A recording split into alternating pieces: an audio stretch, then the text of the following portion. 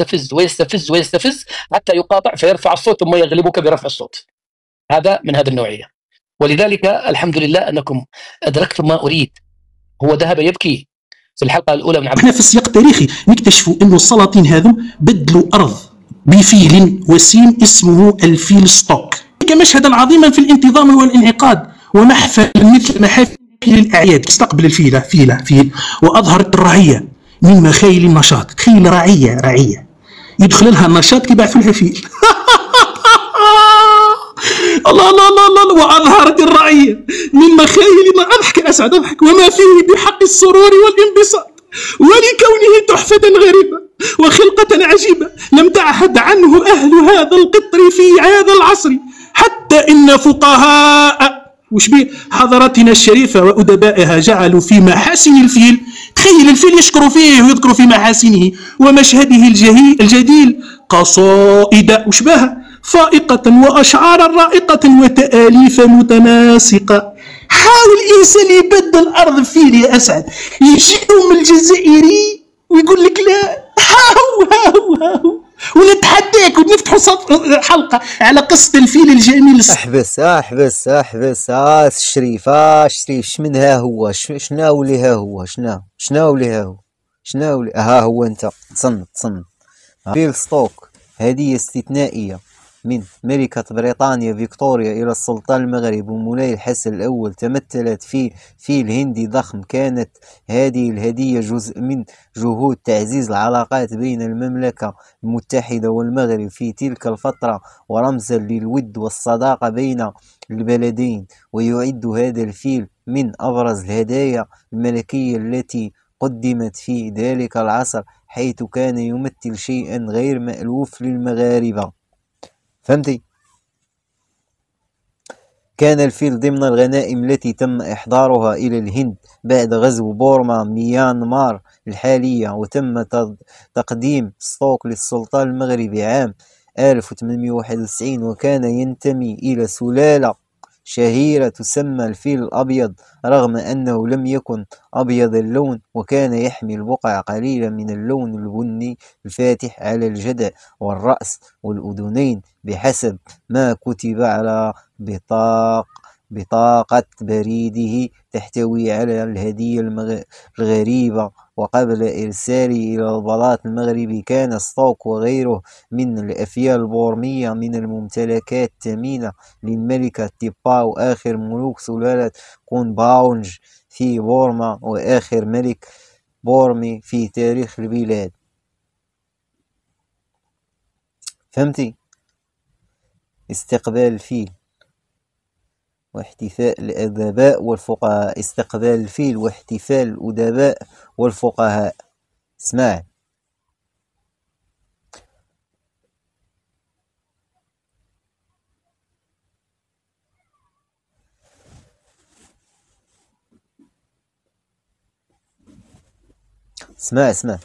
عند وصول الفيل إلى فاس كان في استقباله السلطان مولاي الحسن الأول ومجموعة من كبار المسؤولين والعلماء، وقد أثار الفيل إعجاب الجميع، وكان موضوعا لعدد من المؤلفات الأدبية والفقهية. فقد كتب الفقهاء والأدباء العديد من الرسائل والأشعار التي تتغنى بالفيل، مشيدين بحجمه الضخم وفخامته. من أبرز هذه المؤلفات كانت رسالة عبد الواحد ابن الماز بعنوان النفايس الإبريزية في هدية الفيل الوافد من فخامة الحضارة الإنجليزية، وكذلك في رسالة محمد بن علي الدكالي السراج الوهاج والكوكب المنير من سنة صاحب تاريخ مولانا الأمير.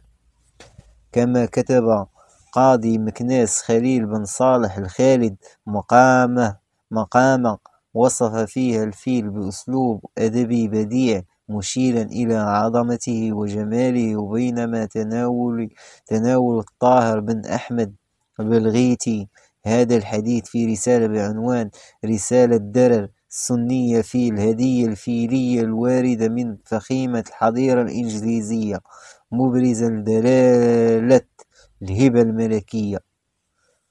فهمتي علاش؟ وهاك الجلد أسعد غيجلد. يلا تهلا في سي أسعد، جلد لي الكلب. والسلام. وراح نمتعك ونخليك تستمتع. شكرا. كيما ضحكتي على الفيل ستوك الوسيم راح نعطيك ما اكثر من الفيل ستوك الوسيم. السلام عليكم. شفت عندما لم أنا اكتشفت اليوم فيك شيء لشانغ من خبرتي في إدارة عندما لا يقاطعك أحد تصبح سخيفا للغاية. يعني الجماعة عندما يقاطعوك ينقذوك. كنت أخشى لأن لو سمحت قفل الميكروفون لا تفتح. لا عاود لي العبارة، ما سمعتهاش العبارة بعد إذنك. العبارة الميكروفون ما سمعتكش. أقفل الميكروفون. نعم في الميكروفون لو سمحت. لا وش قلت العبارة برك. لا وش قلت العبارة، عاود لي العبارة. 2 أقفل الميكروفون. لا عاود لي العبارة. 3 عاود لي العبارة. 4 أقفل الميكروفون. ايه عاود العبارة، وش قلتها؟ ما نقفلش، عاود العبارة يا شبان، يا نذر يا حقير.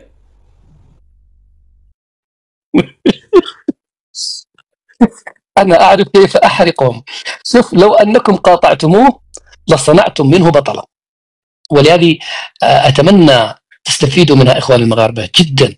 أحيانا تصنعون من التائهين متداخلين لأنكم تقاطعونهم.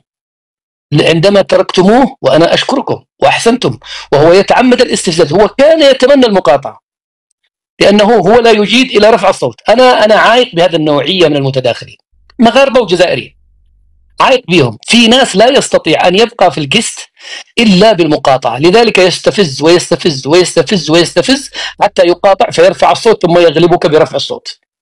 هذا من هذه النوعية. ولذلك الحمد لله أنكم أدركتم ما أريد. هو ذهب يبكي في الحلقة الأولى من عبد القادر الجزائري: قمعوني، أبعدوني، نزلوني، كككوني. شفتوا كيف الآن خليته يخرج عن طورة، تركته وتلف.